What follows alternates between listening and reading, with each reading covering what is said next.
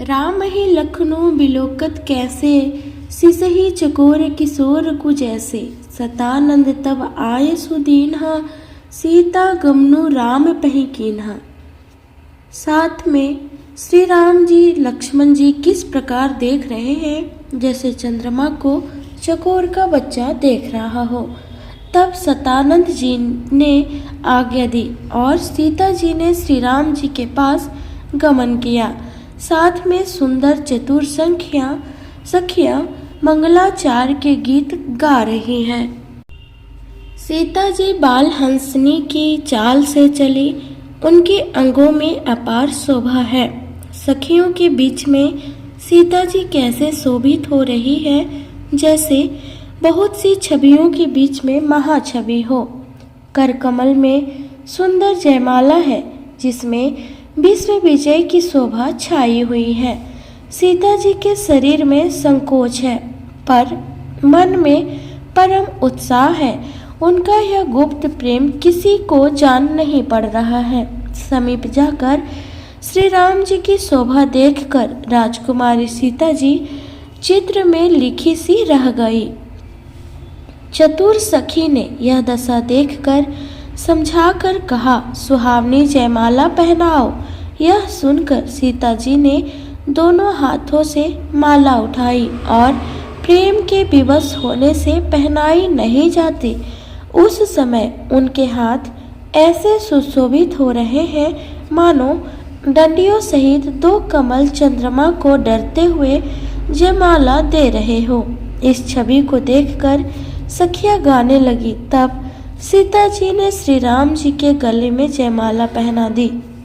श्री रघुनाथ जी के हृदय पर जयमाला देखकर देवता फूल बरसाने लगे।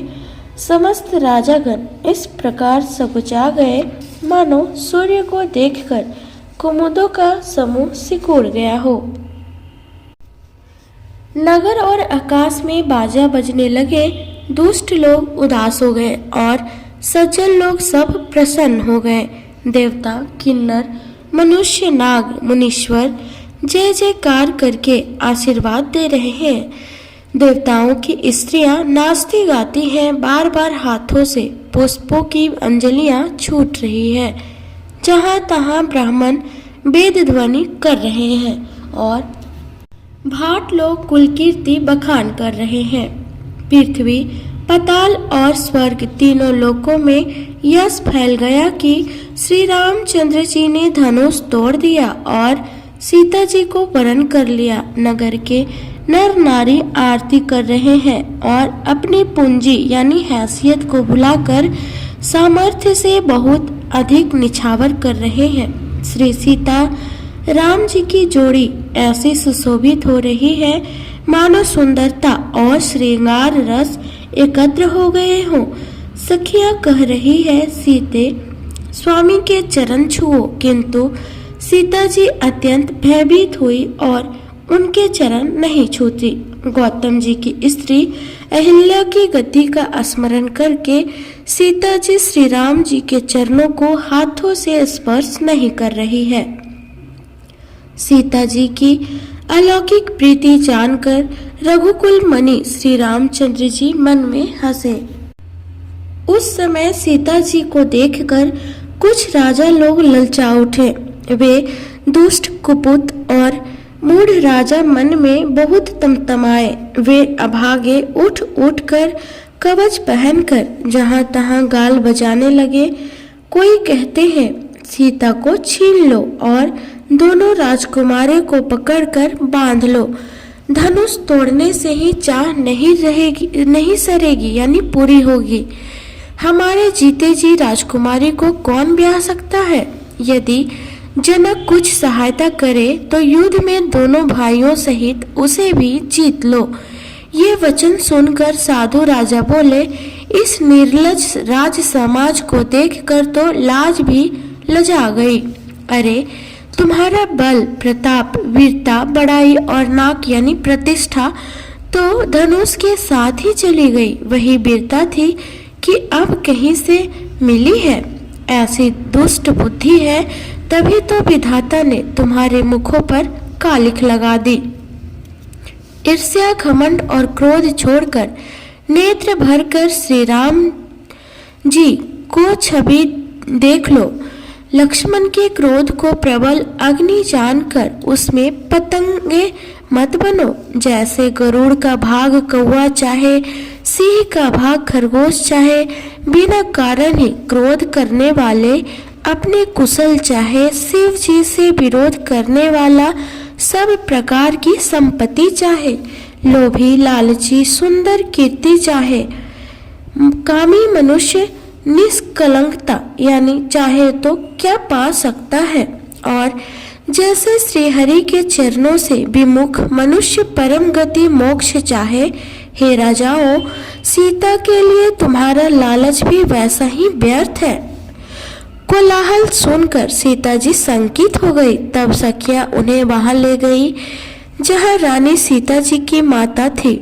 श्री रामचंद्र जी मन में सीता जी के प्रेम का बखान करते हुए स्वाभाविक चाल से गुरु जी के पास चले। रानियों सहित सीता जी दुष्ट राजाओं के दुर्वचन सुनकर सोच के बस हैं कि ना जाने कितने विधाता अब क्या करने वाले हैं। राजाओं के वचन सुनकर लक्ष्मण जी इधर उधर ताकते हैं, किंतु श्री रामचंद्र जी के डर से कुछ नहीं बोल सकते। उनके नेत्र लाल और भवें टेढ़ी हो गई है और वे क्रोध से राजाओं की ओर देखने लगे, मानो मतवाले हाथियों का झुंड देखकर सिंह के बच्चे को जोश आ गया हो। खलबली देखकर जनकपुर की स्त्रियां व्याकुल हो गई और सब मिलकर राजाओं को गालियां देने लगी। उसी मौके पर शिव जी के धनुष का टूटना सुनकर भृगु कुल रूपी कमल के सूर्य परशुराम जी आए। इन्हें देखकर सब राजा सकुचा गए, मानो बाज के झपटने पर बटेर लोग छिप गए हो। गोरे शरीर पर विभूति भस्म पड़ी फब रही है और विशाल ललाट पर त्रिपुंड विशेष शोभा दे रहा है। सिर पर जटा है, सुंदर मुख चंद्र क्रोध के कारण कुछ लाल हो गया है। भवें टेढ़ी और आंख क्रोध से लाल है। सहज ही देखते हैं तो भी ऐसा जान पड़ता है मानो क्रोध कर रहे हैं।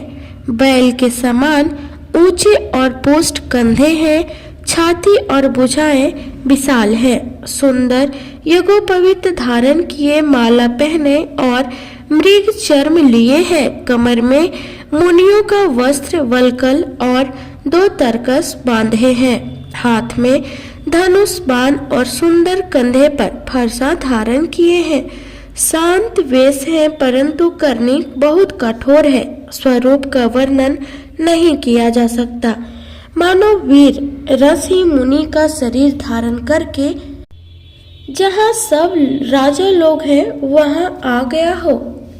परशुराम जी का भयानक वेश देखकर सब राजा भय से व्याकुल उठ खड़े हुए और पिता सहित अपना नाम कह कह कर सब दंडवत प्रणाम करने लगे। परशुराम जी हित समझकर भी सहज ही जिसकी ओर देख लेते हैं वह समझता है मानो मेरी आयु पूरी हो गई। फिर जनक जी ने आकर सिर नवाया और सीता जी को बुलाकर प्रणाम करवाया।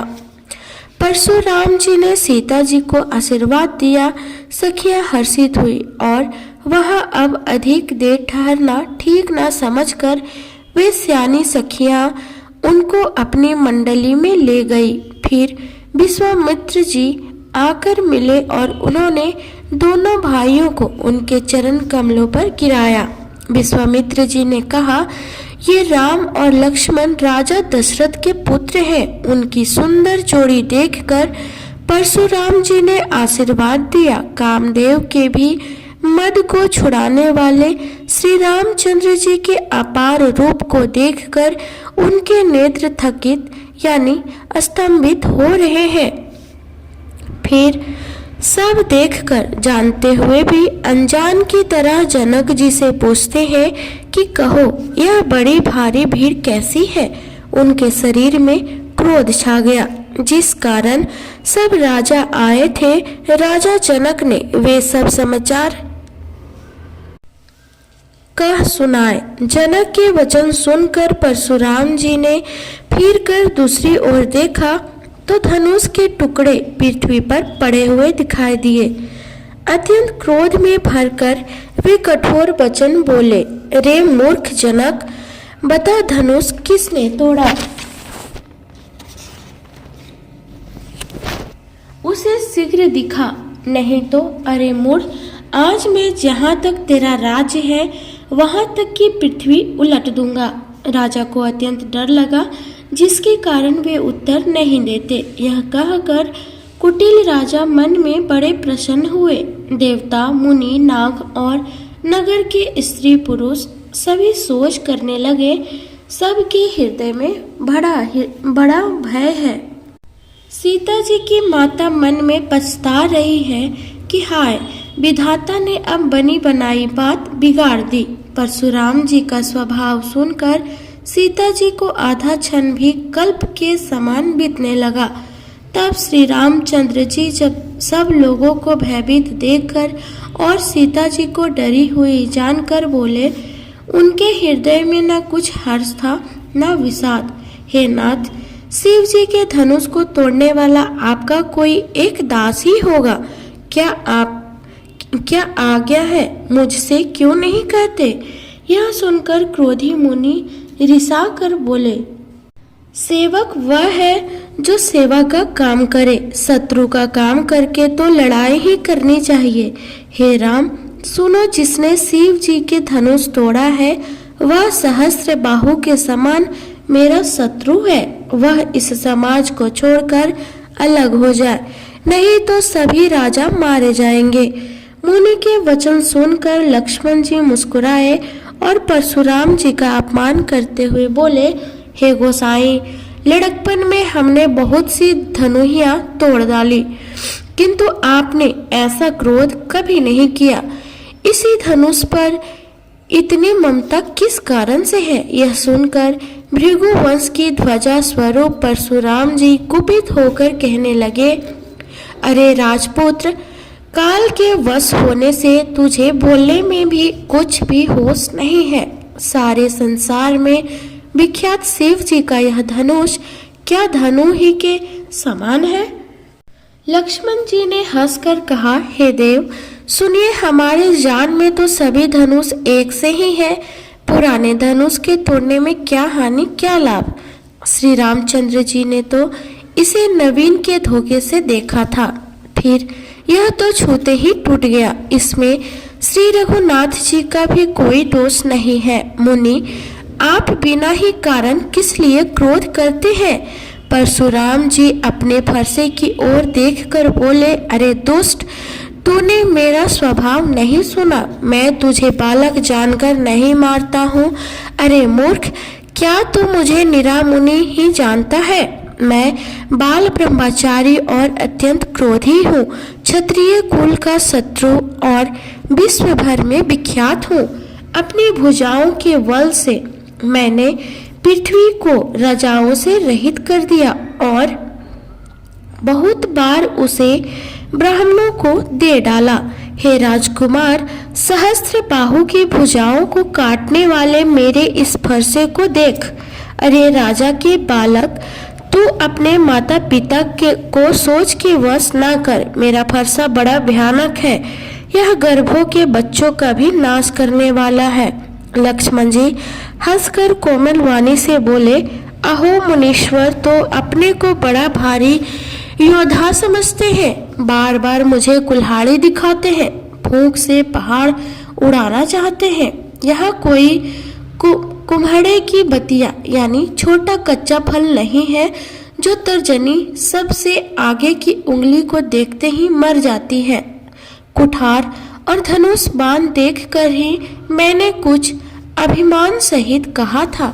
भृगुवंशी समझकर और यज्ञोपवीत देखकर तो जो कुछ आप कहते हैं उसे मैं क्रोध की रोक कर सह लेता हूँ।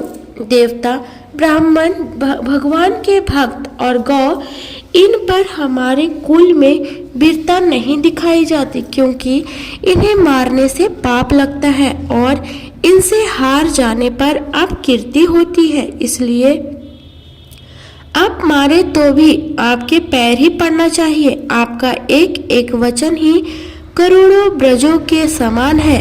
धनुष बाण और कुठार तो आप व्यर्थ ही धारण करते हैं।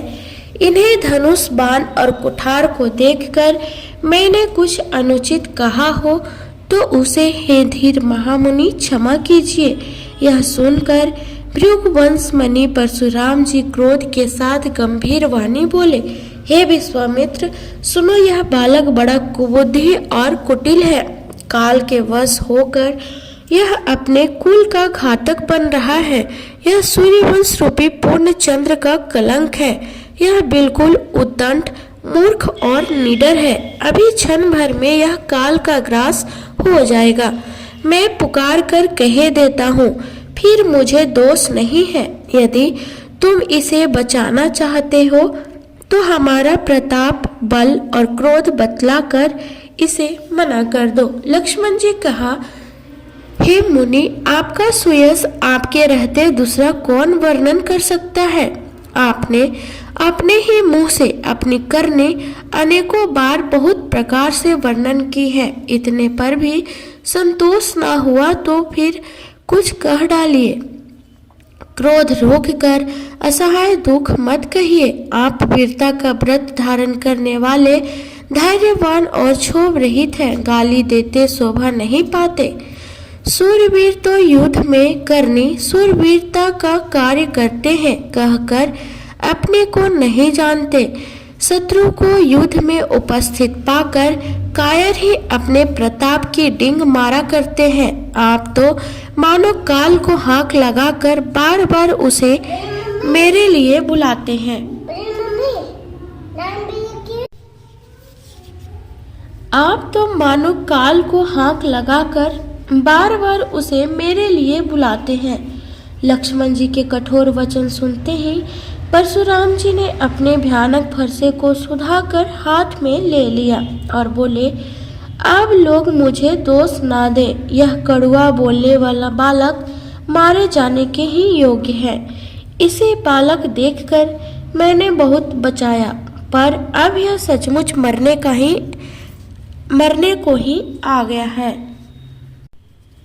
विश्वामित्र जी ने कहा, अपराध क्षमा कीजिए। बालकों के दोष और गुणों को साधु लोग नहीं गिनते।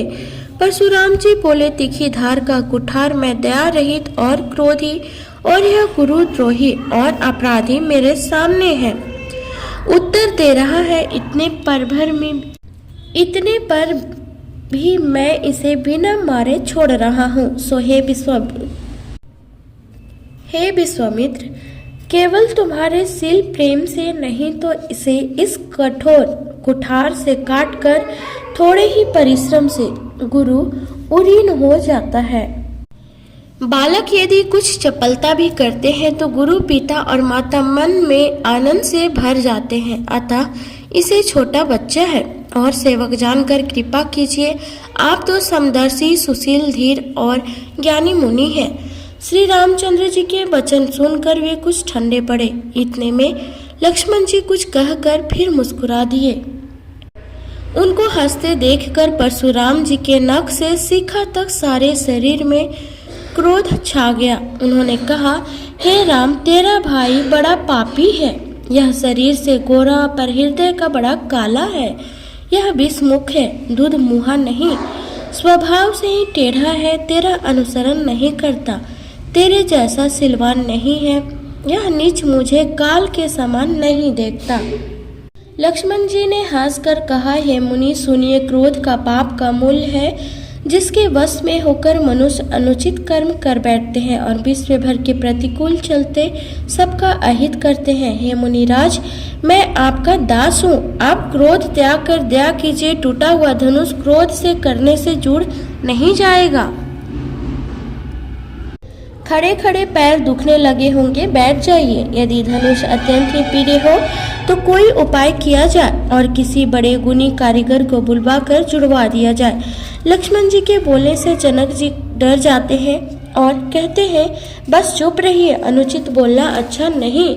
जनकपुर के स्त्री पुरुष थर थर काँप रहे हैं, मन ही मन कह रहे हैं कि छोटा कुमार बड़ा ही खोटा है।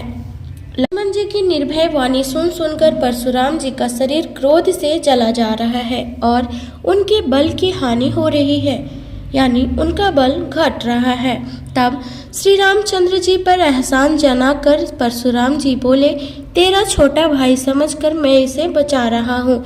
यह मन का मैला और शरीर का कैसा सुंदर है, जैसे विष के रस से भरा हुआ सोने का घड़ा। यह सुनकर लक्ष्मण जी फिर हंसे। तब श्री रामचंद्र जी ने तिरछी नजर से उनकी ओर देखा, जिससे लक्ष्मण जी सकुचाकर विपरीत बोलना छोड़कर गुरु जी के पास चले गए। श्री रामचंद्र जी ने दोनों हाथ जोड़कर अत्यंत विनय के साथ कोमल और शीतल वाणी से बोले, हे नाथ सुनिए, आप तो स्वभाव से ही सुजान हैं। आप बालक के वचन पर कान न कीजिए, उसे सुना अनसुना कर दीजिए। मुनि ने कहा, हे राम क्रोध कैसे जाए, अब भी तो तेरा छोटा भाई टेढ़ा ही ताक रहा है। इसकी गर्दन पर मैंने कुठार न चलाया तो क्रोध करके किया ही क्या। मेरे जिस कुठार की घोर करनी सुनकर रजाओं की स्त्रियों के गर्भ गिर पड़ते हैं, उसी फरसे के रहते मैं इस शत्रु राजपुत्र को जीवित देख रहा हूँ। हाथ चलता नहीं, क्रोध से छाती जली जाती है। हाय, राजाओं का घातक यह कुठार भी कुंठित हो गया, विधाता विपरीत हो गया। इससे मेरा स्वभाव बदल गया, नहीं तो भला मेरे हृदय में किसी समय भी कृपा कैसी। आज दया मुझे यह दुख सहा रही है। यह सुनकर लक्ष्मण जी ने मुस्कुराकर सिर नवाया और कहा, आपकी कृपा रूपी वायु भी आपकी मूर्ति के अनुकूल ही है। वचन बोलते हैं मानो फूल झड़ रहे हैं। हे मुनि, यदि कृपा करने से आपका शरीर जला जाता है तो क्रोध करने पर शरीर की रक्षा विधाता ही करेंगे। श्री रामचंद्र जी प्रकट कहा, हे मुनीश्वर क्रोध छोड़िए, आपके हाथ में कुठार है और मेरा यह सिर आगे है। जिस प्रकार आपका क्रोध जाए, हे स्वामी वही कीजिए। मुझे अपना अनुचर यानी दास जानिए। स्वामी और सेवक में युद्ध कैसा। हे ब्राह्मण श्रेष्ठ, क्रोध का त्याग कीजिए। आपका वीरों सा वेश देख कर ही बालक ने कुछ कह डाला था, वास्तव में इसका भी कोई दोष नहीं है। यदि आपको कुठार वाण और धनुष धारण किए देखकर और वीर समझकर बालक को क्रोध आ गया, वह अपना नाम तो जानता था पर उसने आपको पहचाना नहीं। अपने वश रघुवंश के स्वभाव के अनुसार उसने उत्तर दिया, यदि आप मुनि की तरह आते तो हे स्वामी, बालक आपके चरणों की धूलि सिर पर रखता। अनजाने की भूल को क्षमा कर दीजिए। ब्राह्मणों के हृदय में बहुत अधिक दया होनी चाहिए। हे नाथ, हमारी आपकी बराबरी कैसी, कहिए ना, कहाँ चरण और कहाँ मस्तक, कहाँ मेरा राम मात्र छोटा सा नाम और कहाँ आपका पशु सहित बड़ा नाम। हे देव, हमारे तो एक ही गुण धनुष है और आपके परम पवित्र श्रम दम तप शौच क्षमा सरलता ज्ञान विज्ञान और आस्तिकता, ये 9 गुण है। हम तो सब प्रकार से आपसे हारे हैं। हे विप्र, हमारे अपराधों को क्षमा कीजिए। मेरा प्रभाव तुझे मालूम नहीं है, इसी से तो ब्राह्मण के धोखे मेरा निरादर करके बोल रहा है। धनुष तोड़ डाला, इससे तेरा घमंड बहुत बढ़ गया है। ऐसा अहंकार मानो संसार को जीत कर खड़ा है। श्री रामचंद्र जी ने कहा, हे मुनि विचार कर बोलिए, आपका क्रोध बहुत बड़ा है और मेरी भूल बहुत छोटी है। पुराना धनुष था, छूते ही टूट गया, मैं किस कारण अभिमान करूं। क्षत्रिय का शरीर धरकर जो युद्ध में डर गया, उस नीच ने अपने कुल पर कलंक लगा दिया। मैं स्वभाव से ही कहता हूँ, कुल की प्रशंसा करके नहीं, कि रघुवंशी रण में काल से भी नहीं डरते। ब्राह्मण वंश की ऐसी ही प्रभुता महिमा है कि जो आपसे डरता है वह सबसे निर्भय हो जाता है, अथवा जो भय रहित होता है वह भी आपसे डरता है। श्री रघुनाथ जी के कोमल और रहस्यपूर्ण वचन सुनकर परशुराम जी की बुद्धि के पर्दे खुल गए। हे राम, परशुराम जी कहते हैं, हे राम, हे लक्ष्मीपति, धनुष को हाथ में अथवा लक्ष्मीपति विष्णु का धनुष लीजिए और इसे खींचिए जिससे मेरा संदेह मिट जाए। परशुराम जी धनुष देने लगे, तब वह आप ही चला गया। तब परशुराम जी के मन में बड़ा आश्चर्य हुआ। तब उन्होंने श्री राम जी का प्रभाव जाना, जिसके कारण उनका शरीर पुलकित और प्रफुल्लित हो गया। वे हाथ जोड़कर वचन बोले, प्रेम उनके हृदय समाता न था। हे रघुकुल रूपी कमल वन के सूर्य, हे राक्षसों के कुल रूपी घने जंगल को जलाने वाले अग्नि, आपकी जय हो। हे देवता, ब्राह्मण और गौ का हित करने वाले, आपकी जय हो। हे मद, मोह, क्रोध और भ्रम को हरने वाले, आपकी जय हो। हे रघुकुल के पताका स्वरूप श्री रामचंद्र जी, आपकी जय हो, जय हो, जय हो। ऐसा कहकर परशुराम जी तप के लिए वन को चले गए। यह देखकर दुष्ट राजा लोग बिना ही कारण के मन कल्पित डर से श्री रामचंद्र जी से तो परशुराम जी भी हार गए। हमने इनका अपमान किया था, अब कहीं ये उसका बदला न ले, इस व्यर्थ के डर से डर गए। वे कायर चुपके से जहां तहां भाग गए। देवताओं ने नगाड़े बजाए, वे प्रभु के ऊपर फूल बरसाने लगे। जनकपुर के स्त्री पुरुष सब हर्षित हो गए। उनका मोहमय अज्ञान से उत्पन्न शूल मिट गया। खूब जोर से बाजे बजने लगे। सभी ने मनोहर मंगल साज सजे। सुंदर मुख और सुंदर नेत्रों वाली तथा कोयल के समान मधुर बोलने वाली स्त्रियां झुंड की झुंड मिलकर सुंदर गान करने लगी। जनक जी के सुख का वर्णन नहीं किया जा सकता। मानो जन्म का दरिद्री धन का खजाना पा गया हो। सीता जी का भय जाता रहा। वे ऐसी सुखी हुई जैसे चंद्रमा के उदय होने से चकोर की कन्या सुखी होती है। जनक जी ने विश्वामित्र जी को प्रणाम किया और प्रभु ही की कृपा से श्री रामचंद्र जी ने धनुष तोड़ा है। दोनों भाइयों ने मुझे कृतार्थ कर दिया। हे स्वामी, आप जो उचित हो सो कहिए। मुनि ने कहा, हे चतुर नरों, सुनो, यूं तो विवाह धनुष के अधीन था, धनुष के टूटते ही विवाह हो गया। देवता, मनुष्य और नाग सब किसी को यह मालूम है, तथापि तुम जाकर अपने कुल का जैसा व्यवहार हो, ब्राह्मणों कुल के बुढ़ों और गुरुओं से पूछकर और वेदों में वर्णित जैसा आचार हो वैसा करो। जाकर अयोध्या को दूत भेजो और राजा दशरथ को बुला लावे। राजा ने प्रसन्न होकर कहा, हे कृपालु, बहुत अच्छा, और उसी समय दूतों को बुलाकर भेज दिया। फिर सब महाजनों को बुलाया और सबने आकर राजा को आदर पूर्वक सिर नवाया। राजा ने कहा, बाजार, रास्ते, घर, देवालय और सारे नगर को चारों ओर से सजाओ। महाजन प्रसन्न होकर चले और अपने अपने घर आए।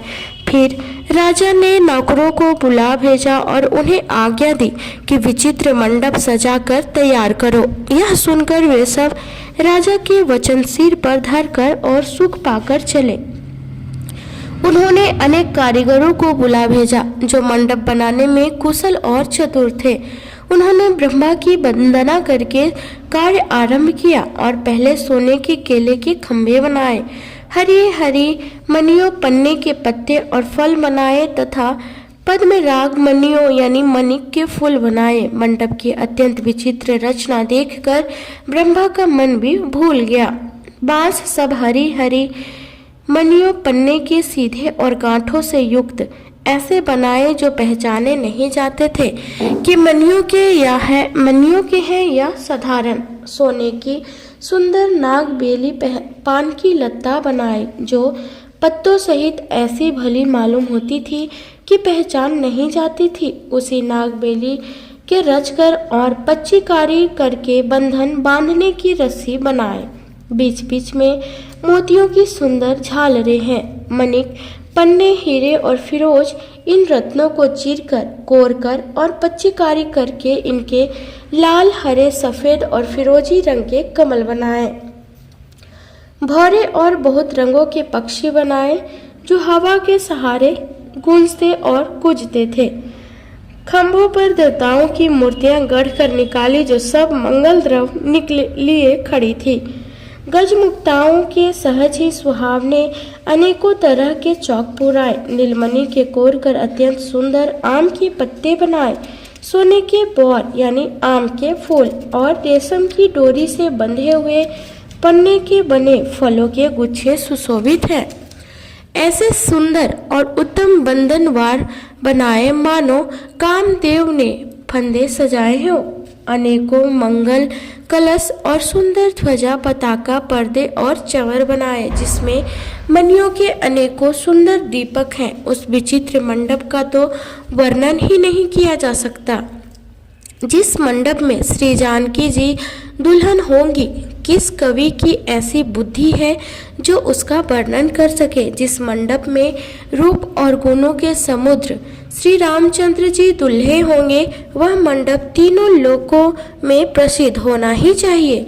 जनक जी की महल की जैसी शोभा है, वैसे ही शोभा नगर के प्रत्येक घर की दिखाई देती है। उस समय जिसने तिरहुत को देखा, उसे 14 भुवन तुच्छ जान पड़े। जनकपुर में नीच के घर भी उस समय जो संपदा सुशोभित थी, उसे देखकर इंद्र भी मोहित हो जाता था। जिस नगर में साक्षात लक्ष्मी जी कपट से स्त्री का सुंदर वेश बनाकर बसती हैं, उस पुर की शोभा का वर्णन करने में सरस्वती और शेष भी सुकुचाते हैं।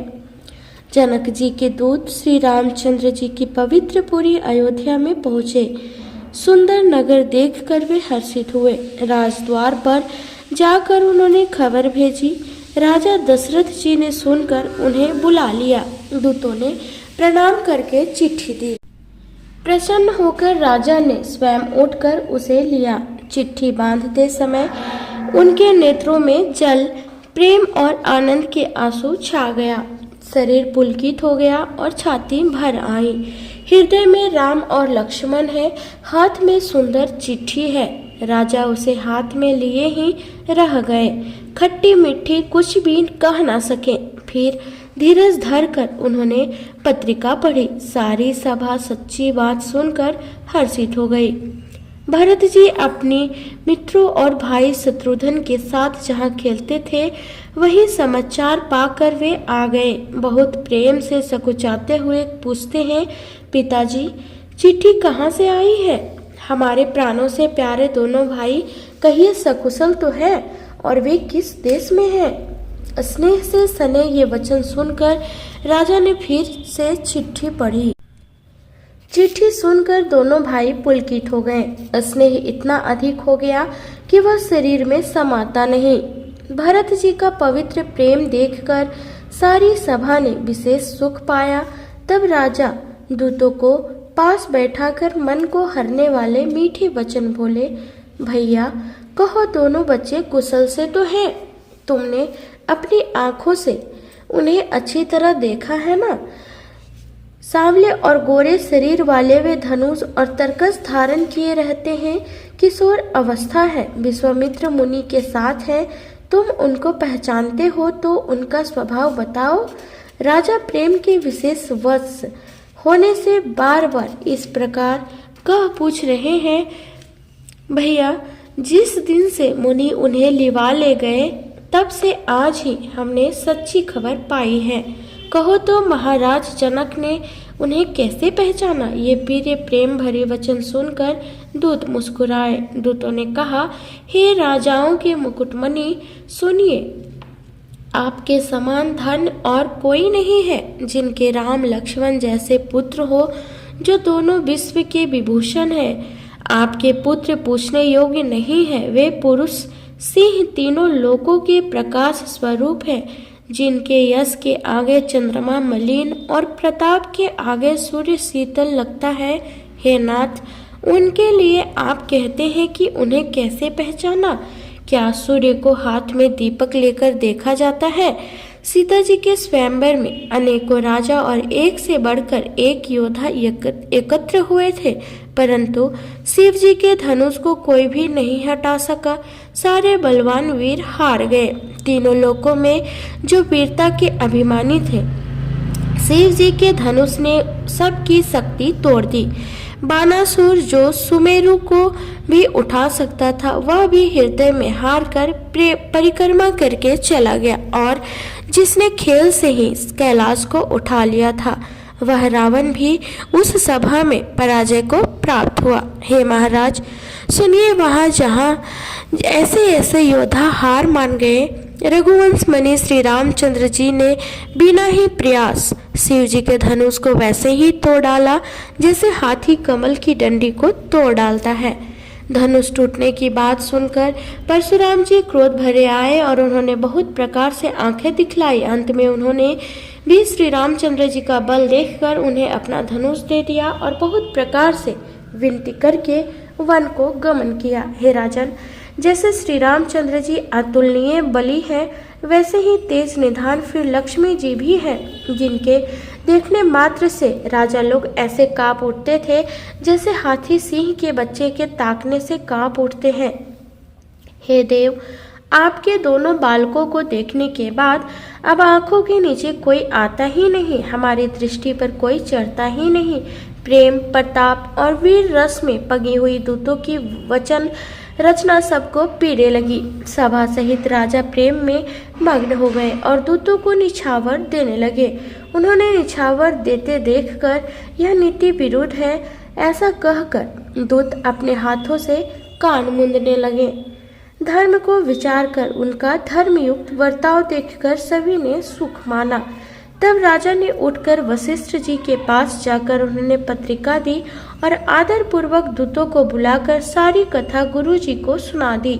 सब समाचार सुनकर और अत्यंत सुख पाकर गुरु बोले, पुण्यात्मा पुरुष के लिए पृथ्वी सुखों से छाई हुई है, जैसे नदियाँ समुद्र में जाती है, यद्यपि समुद्र को नदी की कामना नहीं होती, वैसे ही सुख और संपत्ति बिना ही बुलाए स्वाभाविक ही धर्मात्मा पुरुष के पास जाती है।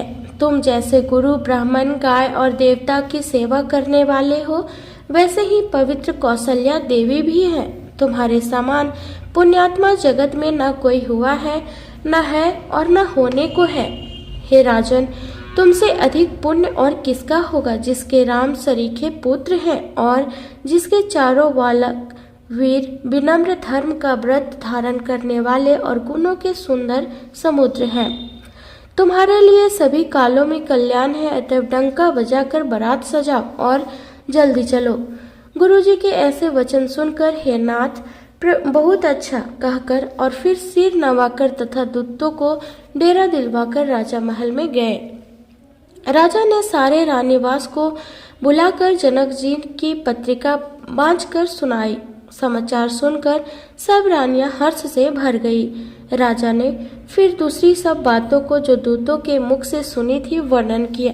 प्रेम में प्रफुल्लित हुई रानियां ऐसे सुशोभित हो रही हैं जैसे मोरनी बादलों की गरज सुनकर प्रफुल्लित होती है। बड़ी बूढ़ी अथवा गुरुओं की स्त्रियां प्रसन्न होकर आशीर्वाद दे रही है। माताएं अत्यंत आनंद में मग्न हैं।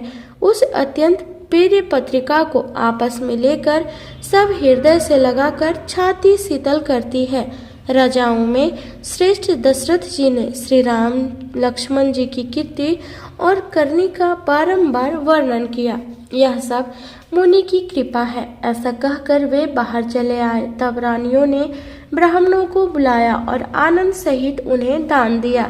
श्रेष्ठ ब्राह्मण आशीर्वाद देते हुए चले। फिर भिक्षुकों को बुलाकर करोड़ों प्रकार की निछावरें उनको दी। चक्रवर्ती महाराज दशरथ जी के पुत्र चारों पुत्र चिरंजीवी हो, यो कहते हुए भी अनेक प्रकार के सुंदर वस्त्र पहन पहन कर चले। आनंदित होकर नगाड़े वालों ने बड़े जोर शोर से नगाड़ों पर चोट लगाई। सब लोगों ने जब यह समाचार पाया तब घर घर बधावे होने लगे। 14 लोकों में उत्साह भर गया कि जानकी जी और श्री रघुनाथ जी का विवाह होगा। यह शुभ समाचार पाकर लोग प्रेम मग्न हो गए और रास्ते, घर तथा गलियां सजाने लगे। यद्यपि अयोध्या सदा सुहावनी है, क्योंकि वह श्री राम जी की मंगलमयी पवित्र पुरी है, तथापि प्रीति पर प्रीति होने से वह सुंदर मंगल रचना से सजाई गई। ध्वजा, पताका, पर्दे और सुंदर चमरों से सारा बाजार बहुत ही अनूठा छाया हुआ है। सोने के कलश, तोरण, मणियों की झालरें, हल्दी, दूब, दही, अक्षत और मालाओं से लोगों ने अपने अपने घरों को सजाकर मंगलमय बना लिया। गलियों को चतुरसम से सींचा और द्वारों पर सुंदर चौक पुराए। चंदन, केसर, कस्तूरी और कपूर से बने हुए एक सुगंधित द्रव्य को चतुरसम कहते हैं।